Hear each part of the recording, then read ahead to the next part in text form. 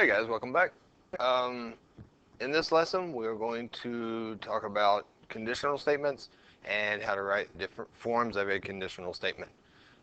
Most statements that we see or that we read may not look like conditional statements, but a lot of times they can be written as a conditional statement. A conditional statement is generally one that can be written in the form if then. All right, so we're going to take this statement up here. All fish live in the water. Okay, so here's our original statement. All fish live in the water. And we're going to go through all of these different forms of this statement and see how do we write each form. So the first thing we're going to do is we're going to write this in if-then form. It's kind of difficult to write the converse, inverse, contrapositive, all those other forms of this statement if we don't put it in if-then form first. It can be done, it's just not that easy. So first thing we're going to do is we're going to write it in if-then form. So our condition in this case is that the animal has to be a fish. All right, so what we're going to start off writing then is if an animal is a fish, then it lives in the water. Okay? So if an animal is a fish, then it lives in the water. That says the same thing as our original statement. All fish live in the water. Okay? Next is the converse. Well, how do we write the converse of a statement? We write the converse by switching our hypothesis and conclusion. So what we're going to do first is we are going to underline the hypothesis of our if-then statement. So the hypothesis is this first part, the part that follows the word if. And we are going to draw a box around the conclusion. Change colors. So the conclusion is this. By doing that, it makes it easier to see, well, what's what. So in this case, like I said, this first part that we underlined, this is my hypothesis. And then this part that I drew the box around is my conclusion. Okay? So the converse, the way we write the converse is we just take the hypothesis and the conclusion and we flip-flop them. All right, so we switch them places. And it's going to look pretty much the same way. So we are going to rewrite our if-then as a converse. So that would be if an animal lives in the water,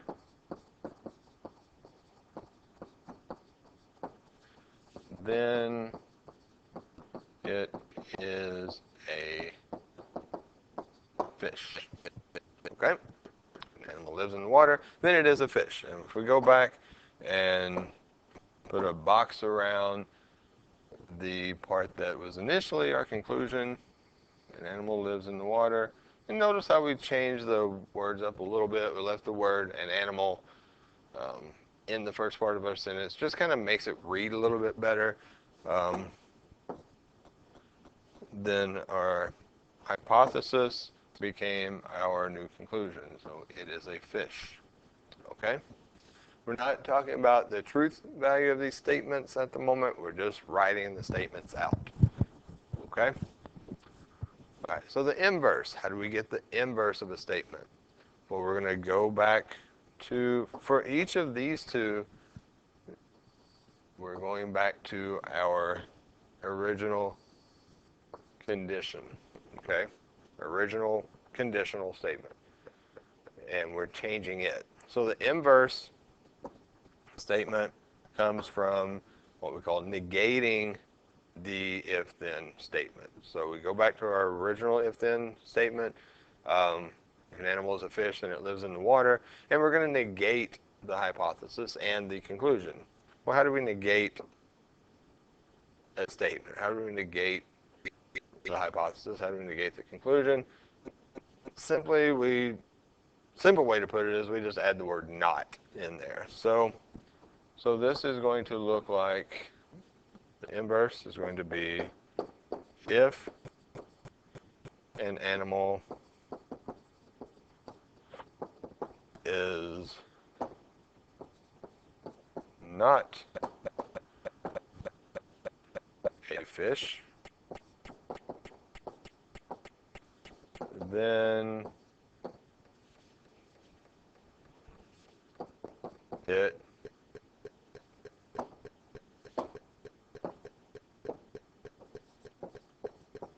does not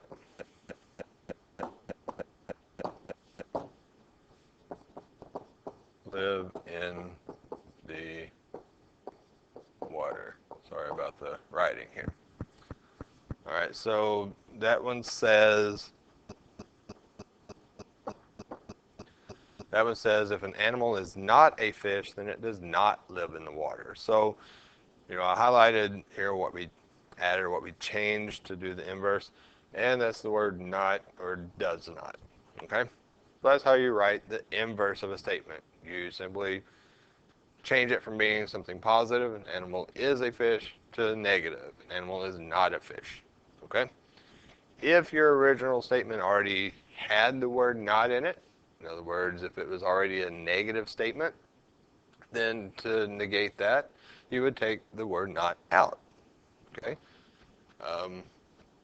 So I can take my inverse. If I negate the inverse, then it goes back to my original if-then statement. The contrapositive. There's different ways to look at it. The way I look at the contrapositive is I go back to my converse. So if you look at con. So what I'm going to do with contrapositives, I'm going to go relate back to the converse, and I'm going to negate the converse. Okay? So I'm simply just going to take the converse statement as if it's my original statement, and I'm going to negate that, and that'll be my contrapositive. All right, so it will read like this. If an animal is not, sorry, I messed that up. Let me go back and see if I can fix this.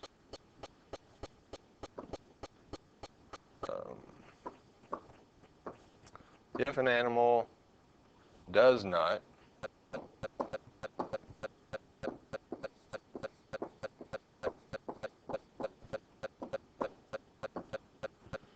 live in the water, if an animal does not live in the water, comma, then it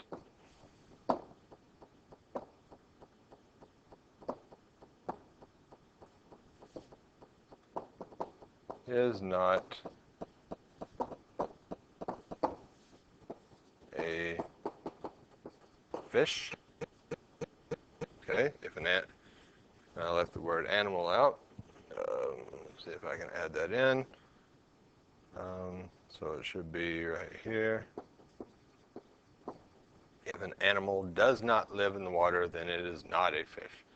All right, so we've taken the converse of the statement and we've negated it. Okay, so that's how you would write the contrapositive of a statement. The same format will apply to every single if-then statement. Okay, so any if-then statement you have to write the converse, you're going to switch the hypothesis and the conclusion. To write the inverse, you're going to negate the hypothesis and the conclusion of your original statement. To write the contrapositive, you're going to negate the converse statement. Okay?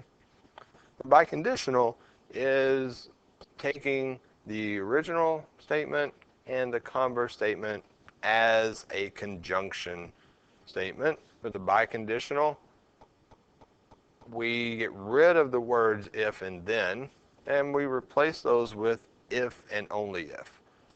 Okay? So here's what a biconditional statement is going to look like for this. So a biconditional is used whenever your original statement, if-then statement is true, and the converse is true. So if both of those are true, then you can combine them into one biconditional statement. And what that's going to look like is we're going to take the hypothesis. An animal is a fish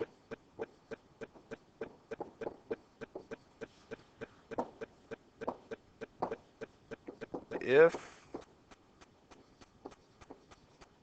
and only if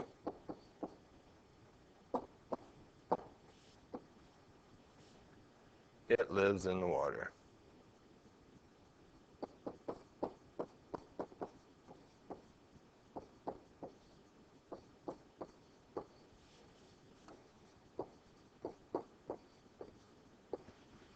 So that is a biconditional statement.